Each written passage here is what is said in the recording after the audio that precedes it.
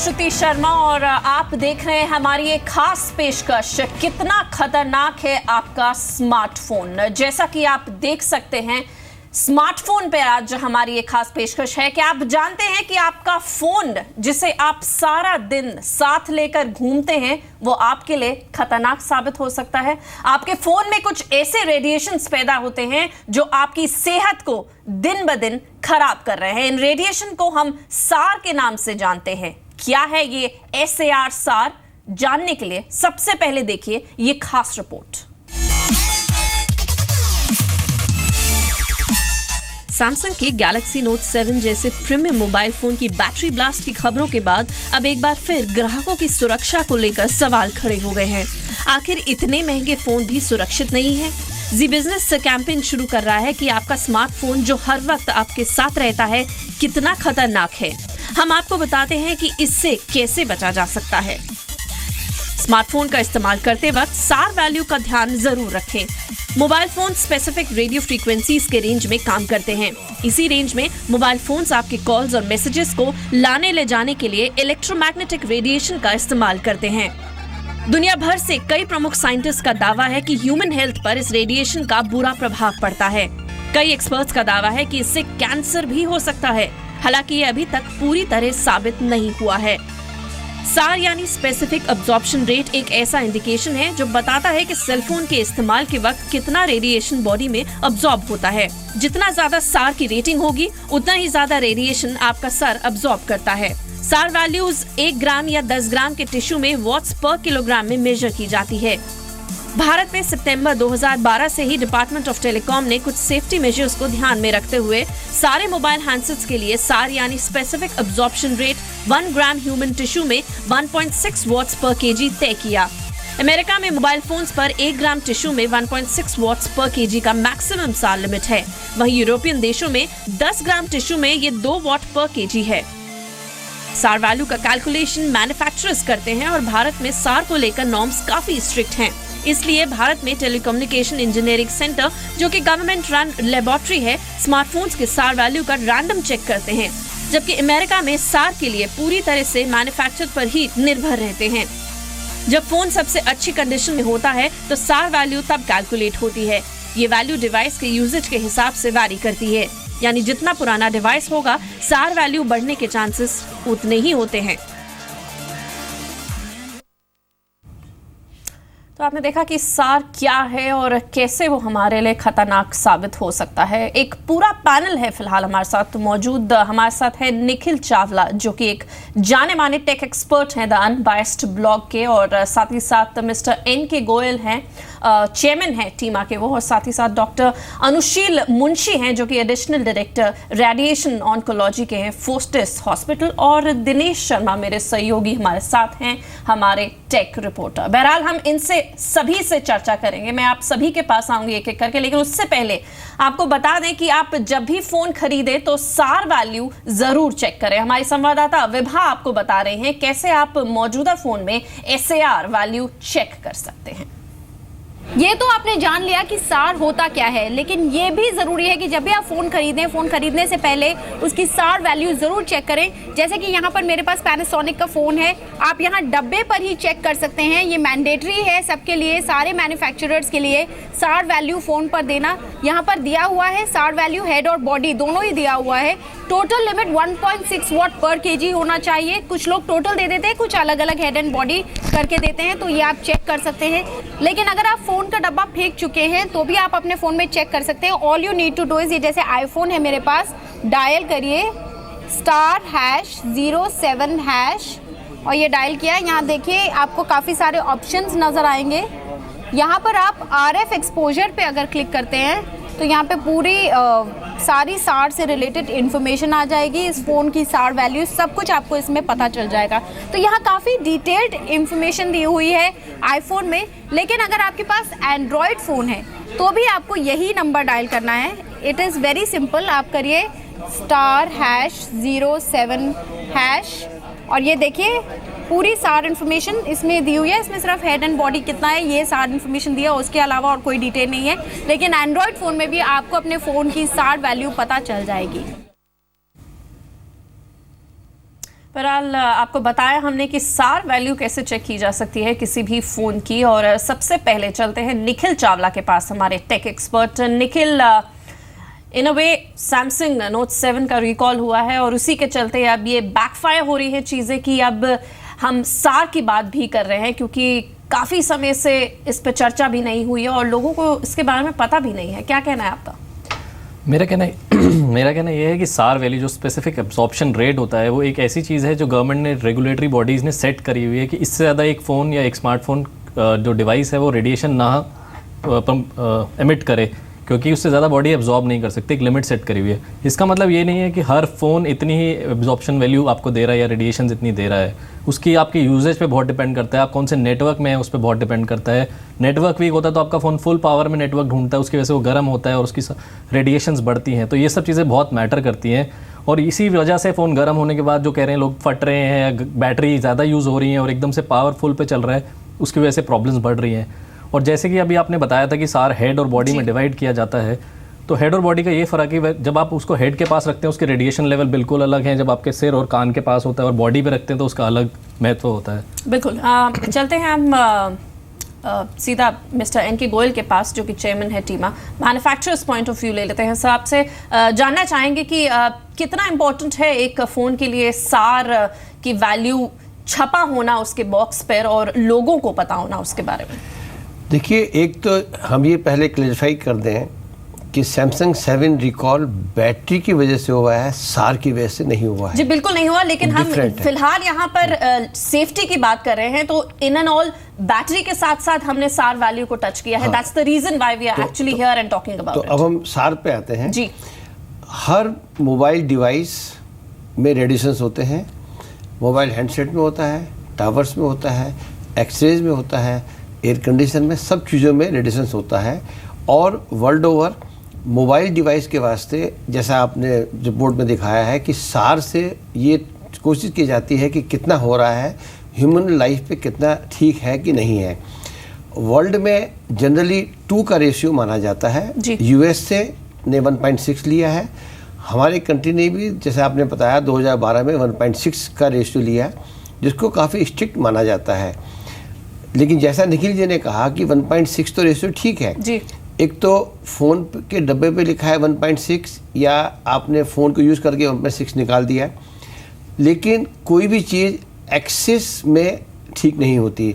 और पूरे संसार में ये एक डिबेट चलता रहता है, क्योंकि जब आप रेडिएशंस खतरनाक की बात कर रहे हैं तो रेडिएशन सिर्फ फ़ोन की वजह से नहीं है, बिकॉज ऑफ टावर या because of BTS, because of BSC, because of system भी है जी। वहाँ पर भी हमारे देश के जो नॉर्म्स हैं वो काफ़ी स्ट्रिक्ट हैं। मैं आपके पास लौटूंगी गोयल जी, मुझे थोड़ा सा टाइम दीजिए। मैं अभी अनुशील मुंशी के पास जाऊंगी, जो कि एडिशनल डायरेक्टर हैं रेडिएशन ऑन्कोलॉजी के। अनुशील जी, आपसे जानना चाहेंगे कि हेल्थ हैजर्ड्स क्या होते हैं अगर स्मार्टफोन रेडिएशंस की बात करें तो। हालांकि जो भी रिसर्च अभी तक आई है उससे ये पुख्ता नहीं हो पाया है कि एक्चुअली में ये हेल्थ को इफेक्ट करते हैं, बट अभी तक माना जा रहा है कि हाँ, सर्टेन लिमिट तक ये हमें डैमेज करते हैं रेडिएशन जो स्मार्टफोन से निकलते हैं। देखिए, सबसे पहले तो आपको ये समझना पड़ेगा कि सेलफोन के रेडिएशन जो हैं इलेक्ट्रोमैग्नेटिक रेडिएशन माने जाते हैं जी। और इनकी एक इंटरमीडिएट टाइप की फ्रीक्वेंसी होती है, जिसको एक बहुत ही खतरनाक रेंज माना नहीं जाता है। जैसे इलेक्ट्रोमैग्नेटिक रेडिएशन कई तरह के होते हैं, एक्सरेज, रेडियो वेव्स, कई तरह के। कुछ उनमें से काफ़ी प्रूवन है जो कि एक डेंजरस टाइप के रेडिएशन, जैसे कि एक्सरेज हैं, गामा रेज हैं। ये रेडिएशन जो कि सेलफोन के साथ एसोसिएटेड हैं, ये एक इंटरमीडिएट टाइप की फ्रीक्वेंसी होती है जो कि क्लियरली प्रूव नहीं किया गया है कि डेंजरस है जी। लेकिन आपको 2-3 चीज़ें अच्छी तरह समझनी पड़ेंगी।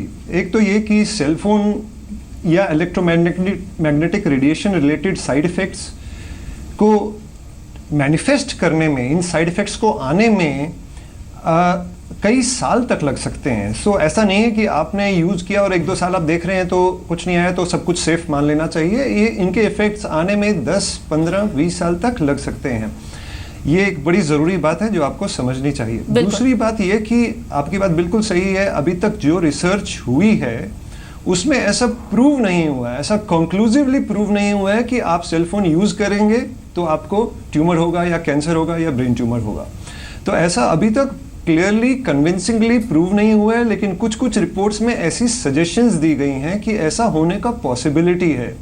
तो ये चीज़ें हमें ध्यान में रखनी चाहिए और इन्हीं चीज़ों को ध्यान में रखते हुए कुछ प्रिकॉशंस लेने चाहिए, जो अगर आप चाहते हैं तो मैं अभी बता सकता हूँ, या फिर जी आपके पास हम लौटेंगे, प्रिकॉशंस पे भी हम बात करेंगे। दिनेश शर्मा है मेरे सहयोगी जो कि टेक रिपोर्टर है हमारे साथ। दिनेश, कितने रेडिएशन एब्जॉर्ब कर चुके होंगे सब अभी तक? श्रुति, हम जब भी अपना technology show mobiles and gadgets में हम फ़ोन्स दिखाते हैं तो हमारे पास सबसे ज़्यादा क्वेरीज यही आती हैं कि एक फ़ोन में फीचर्स और स्पेसिफिकेशंस क्या हैं। लेकिन यहीं पे हमें थोड़ा लगता है कि जागरूकता की थोड़ी कमी है। हमारे व्यूअर्स और सभी लोग, इनफैक्ट कोई भी नया फ़ोन खरीदने जाता है तो वो स्पेसिफिकेशंस और फीचर्स के बारे में ज़रूर बात करता है, लेकिन किसी ने भी आज तक सार वैल्यू के बारे में जानने की कोशिश नहीं की है। लेकिन हम ये बताना चाहेंगे कि सार वैल्यू भी उतनी ही इंपॉर्टेंट है जितनी आप फीचर्स स्पेसिफिकेशंस के बारे में जानते हैं। बहुत अच्छी बात कही आपने, और इसी के चलते मैं आपको बता दूं कि भारत में जब भी ग्राहक मोबाइल खरीदने जाता है तो क्या वो सार वैल्यू के बारे में पूछताछ करता है या नहीं, क्या है सार वैल्यू और क्यों वो जरूरी है। हमने अपने रिपोर्टर को भेजा और जानने की कोशिश की ग्राहकों से भी और रिटेलर्स से भी, उन्हीं की जुबानी, कि ये आखिर सार होता क्या है, क्या वो जानते हैं इसके बारे में। देखिए हमारी रिपोर्ट। ये सार है जो इसका रेडिएशन वर्जन को कंट्रोल करता है। ठीक, आप जनरली आपने देखा होगा, अभी तो नहीं लेकिन लास्ट कुछ टाइम पहले सभी फ़ोन्स के पीछे सार के स्टिकर लग के आने लगे थे। ठीक है, जिससे रेडिएशन जो था उसका कंट्रोल यूज़र को ईजिली पता लगने लगा था कि हमारा फ़ोन सार रजिस्टर्ड है या नहीं है, इसका रेडिएशन लेवल इतना तो नहीं है कि वो हमें हार्म कर सकता है। ऐसा तो कुछ कस्टमर से मतलब कहता नहीं है कि कोई प्रॉब्लम है उन्हें, कोई ऐसा कुछ नहीं कहते हैं। हाँ जी। और कभी आपने भी आपको पता है इसके बारे में? नहीं, मुझे खुद नहीं पता इसके बारे में कि क्या चीज़ है, मुझे कुछ नहीं पता। सर, आजकल कस्टमर सबसे ज़्यादा पहले फीचर्स देखता है। जैसे कम प्राइस में रीजनेबल फीचर चाहिए, डिस्प्ले क्वालिटी अच्छी होनी चाहिए, कैमरा अच्छा जो उनको होना चाहिए। मेनली मोस्टली आजकल कैमरे पे ज़्यादा फोकस कर रहे हैं कस्टमर। कैमरा अच्छा होना चाहिए, रैम ज़्यादा होनी चाहिए, डिस्प्ले की क्वालिटी अच्छी होनी चाहिए, इंटरनल मेमोरी वगैरह अच्छी होनी चाहिए। नहीं, इसके बारे में नहीं पता। सर, जब मैं मोबाइल ख़रीदता हूँ तो कुछ इन फीचर्स के बारे में बताते हैं शॉपकीपर्स, लेकिन सार के बारे में कभी बताया नहीं और मुझे कोई नॉलेज नहीं है इसके बारे में, कोई इन्फॉर्मेशन नहीं, उन्होंने कभी बताया नहीं और आई एम नॉट अवेयर। नहीं sir, I don't have any idea about this सार। कोई आइडिया नहीं है मुझे, कभी पढ़ा भी नहीं है मैंने और कभी किसी ने बताया नहीं है। इसका नाम पहली बार सुन रहा हूँ, क्या होता है, मुझे इसके बारे में कुछ नहीं पता। नहीं सर, ना शॉपकीपर ने बताया ना हमें पता है।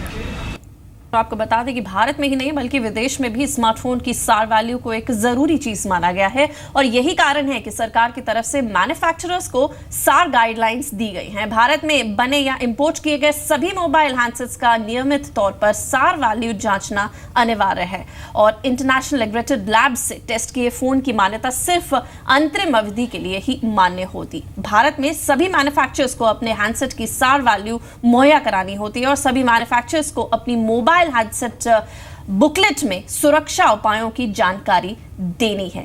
निखिल, आपके पास आना चाहूंगी, जब 3G 4G की बात होती है और उन फोन्स की बात होती है, क्या उसमें सार वैल्यू में वेरिएशन आता है? बिल्कुल आता है जी। जितना बेटर नेटवर्क होगा, जितनी बेटर टेक्नोलॉजी यूज़ होगी, उतना हम कम मोबाइल रेडिएशन करेंगे। जैसे 2G फ़ोन में बहुत रेडिएशन होती थी, 3G पे आए हैं तो कम हो गई हैं, बिकॉज वो डेटा लाइन अलग कर देते हैं और वॉइस लाइन अलग कर देते हैं। सिमिलरली 4G में और बेटर हो रहा है, और इसी तरह वोल्टे लाइन आई हैं। तो ये जितना बेटर टेक्नोलॉजी हो जा रही है, रेडिएशन कम हो जा रही है। बट वही मोबाइल टावर्स की जो कमी है इंडिया में, और जो आपको लगता है कि फ़ोन जल्दी गर्म हो रहा है, बैटरी कम आ रही है, यूज़ हो रही है, इसलिए क्योंकि नेटवर्क्स ही पुअर हैं, तो पूरा इंफ्रास्ट्रक्चर पुअर होने की वजह से ये प्रॉब्लम्स आती हैं। जी, मिस्टर गोयल के पास आना चाहूंगी मैं, चेयरमैन है टीमा के। गोयल जी, आपसे जानना चाहेंगे, जो गाइडलाइन सरकार ने मैन्युफैक्चरर्स के लिए जारी किया है, वेरी ब्रीफली उसमें क्या इंपॉर्टेंट चीज़ें हैं अगर आप बताएं तो? एज ए मैन्युफैक्चरर एक तो हमको सार वैल्यू को मीट करना है, स्पेशली जब हम ये नजर में रखें कि अब चाइनीज फोन काफी सारे अब मार्केट में आ रहे हैं। आज की तारीख में फ़ोन चाहे चाइना का हो, चाहे जापान का हो, चाहे यूएसए का हो, इंडिया का बना हो, सब में सार वैल्यू को डिक्लेयर करना कस्टम्स में ज़रूरी है जी। और बाई एंड लार्ज हमारा एक्सपीरियंस ये है कि सार वैल्यू सारे फ़ोन मीट कर रहे हैं इंडिया में जो बिक रहे हैं। दूसरी, लेकिन गवर्नमेंट गाइडलाइंस में ये भी कहा गया है कि जैसा निखिल ने भी कहा थोड़ी देर पहले कि हम यूजेस किस तरह से क्या कर रहे हैं। अगर आप 24 घंटे अपने कान के पास रखे रहेंगे तो कुछ तो असर पड़ेगा उस पर, क्योंकि एक एवरेज लाइफ अलग होती है। गवर्नमेंट की गाइडलाइंस में ये कहा गया है कि अपने शरीर से 2 इंच दूर रखें फ़ोन पे बात करते हुए, और दूसरा जहाँ तक हो सके SMS पे बात करें, और बहुत सी टेक्नोलॉजी ऑप्शंस हैं जो आपको निखिल जी बताएंगे बाद में जी। वो यूज़ किया जाए। हम इसको वो नहीं करते, हम लोगों ने ऐसा बना लिया है कि 24 घंटे साथ रहता है, रात को सोते हुए भी दिन में। बिल्कुल। इसमें अनुशील मुंशी हैं हमारे साथ जो रेडिएशन ऑन्कोलॉजी के एडिशनल डायरेक्टर हैं। आई थिंक आप हमें और हेल्थ हैजर्ड्स के बारे में और कैसे इन्हें अवॉइड किया जा सकता है ज़्यादा अच्छी पिक्चर दे सकते हैं। अनुशील, आपसे जानना चाहेंगे। देखिए, जैसा कि हम सब जानते हैं, अपना फ़ोन हम कान के समीप लगा के रखते हैं और जो हिस्सा ब्रेन के काफ़ी करीब माना जाता है, इसलिए जो सबसे ज़्यादा रिसर्च हुई है सेल फोन्स के रिलेटेड वो ब्रेन ट्यूमर्स में सबसे एक्टिव रिसर्च की गई है जहाँ तक सेल फोन्स का सवाल है। बाकी शरीर के हिस्सों में भी कुछ रिसर्च हुई है, बट सबसे ज़्यादा रिसर्च ब्रेन में हुई है। और जैसा कि मैंने पहले बताया, रिसर्च ने कुछ हद तक कहीं कहीं सवाल उठाए हैं सेल फोन की सेफ्टी पर, बट कभी कंक्लूसिवली ऐसा नहीं बताया है कि सेल फोन यूज़ करने से कोई डेंजरस ट्यूमर्स या साइड इफ़ेक्ट्स या मैलिग्नेंसी होती है। ये एक बड़ी इम्पॉर्टेंट चीज़ है जो हमें ध्यान में रखनी चाहिए। दूसरी बात ये, जहाँ तक प्रिकॉशंस का सवाल है, एक लिस्ट है कुछ प्रिकॉशंस की जो मैं सजेस्ट करता हूँ सबको, और मैं चाहता हूँ कि आपके ज़रिए ये व्यूअर्स तक भी ये बात पहुँचे। एक तो रेडिएशन के साथ, खासकर इलेक्ट्रोमैग्नेटिक रेडिएशन के साथ एक बड़ा इम्पॉर्टेंट लॉ है जिसको इन्वर्स स्क्वायर लॉ बोला जाता है, यानी कि डिस्टेंस अगर आप डबल कर देते हैं किसी रेडियो फ्रीक्वेंसी वाले ऑब्जेक्ट से अपने तक की डिस्टेंस अगर आप दूर कर देते हैं, डबल कर देते हैं, तो रेडिएशन 1/4 फॉल करती है, हाफ नहीं 1/4 फॉल करती है। तो distance is very critical, that is point number 1। इसके अलावा बच्चों की स्कल की बोन्स पतली होती हैं, तो बच्चों में सेल फोन्स का अगर कोई साइड इफेक्ट है, अगर कोई आगे जाके प्रूव होता है, तो वो आने का चांस बड़ों के मुकाबले ज़्यादा है। बिल्कुल। सो बच्चों में खास करके हमें बिल्कुल केयरफुल रहना चाहिए, क्योंकि काफ़ी सारे बच्चे आजकल स्मार्टफोन लेके खेल रहे होते हैं, कुछ कर रहे होते हैं, ये कर रहे होते हैं, कोई फ़ोन सुनते भी हैं और सब चीज़ें। तो बच्चों में खासकर 10 साल 15 साल तक के लिए जबकि उनकी बोन्स पतली होती हैं, तो उनको सेल फोन से खास करके थोड़ा बहुत प्रिकॉशन एक्स्ट्रा लेना चाहिए। मैं निखिल के पास जाना चाहूंगी, बहुत ही सर आपको रोकना चाहूंगी, मैं निखिल के पास जाना चाहूंगी। निखिल, आपसे जाना चाहेंगे in terms of technological measures that we should take, क्योंकि सभी लोग फोन इस्तेमाल करते हैं। वेरी क्विकली आपसे जानना चाहेंगे कि क्या ऐसे मेजर्स हैं, फोन कम इस्तेमाल हो लेकिन इस्तेमाल भी हो साथ में। जी बिल्कुल, बेस्ट मेजर यही है कि एक तो रात को सोते हुए अगर आप अपना फ़ोन ऑफ तो कोई नहीं करना चाहेगा, आजकल सबको नोटिफिकेशन देखनी, बहुत कुछ करना है, तो एयरप्लेन मोड में डाल के उसको वाईफाई ऑन करके चीज़ों को एक्सेस करें। आप आजकल कॉल भी कर सकते हैं वाईफाई के थ्रू, व्हाट्सएप कॉल है, फेसबुक कॉल है, बहुत तरीके के जरिए हैं जिससे आप कॉन्टैक्ट कर सकते हैं। तो एक ये तरीका है। दूसरा, हैंड्स फ्री यूज़ कर सकते हैं, वो काफ़ी पुराना टाइम से हमें सजेस्ट किया जा रहा है कि हैंड्स फ्री यूज़ करें, बट वाईफाई का यूज़ करना is the best option right now, कि आप जब भी कोई कॉल कर रहे हैं नेटवर्क बंद करके रात को उसको वाईफाई के थ्रू यूज़ करें, क्योंकि रेडिएशन वाईफाई में बहुत कम मानी जाती है। बिल्कुल। तो निखिल चावला, टेक एक्सपर्ट, हमारे बहुत बहुत धन्यवाद आपका जुड़ने के लिए। साथ ही एनके गोयल हमारे साथ जो कि चेयरमैन है टीम के, आपका बहुत बहुत शुक्रिया। Doctor Anusheel Munshi, additional director radiation oncology, Fortis hospital, बहुत बहुत धन्यवाद। आपने जो मेजर्स हमें बताए वो हमारे व्यूअर्स के लिए भी काफ़ी काम आए हमारे साथ साथ। और दिनेश, हमारे technology expert, thank you so much for joining me. और चलते चलते आपको बता दें कि भारत में ही नहीं बल्कि विदेश में भी स्मार्टफोन की सार वैल्यू को एक ज़रूरी चीज़ माना जाता है, और यही कारण है कि सरकार की तरफ से मैन्युफैक्चरर्स को सार गाइडलाइंस दी गई हैं, ना कि सिर्फ भारत में बल्कि बाहर के देशों में भी। आइए देखते हैं इसी पर एक रिपोर्ट।